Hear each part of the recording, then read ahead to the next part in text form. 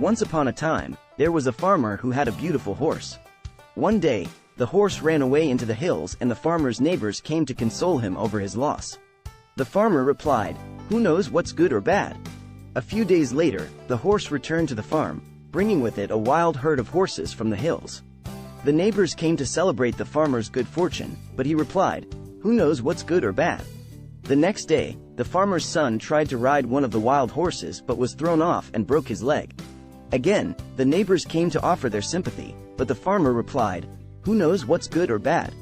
A few weeks later, soldiers came to the village and forced all the young men to join the army to fight in a war. The farmer's son was exempted because of his broken leg. The neighbors came to congratulate the farmer, but he simply said, "Who knows what's good or bad?" The moral of the story is that it is difficult to know what events will turn out to be good or bad in the long run, and we should not be too quick to judge a situation as positive or negative. It is important to have patience and trust that everything will work out in the end.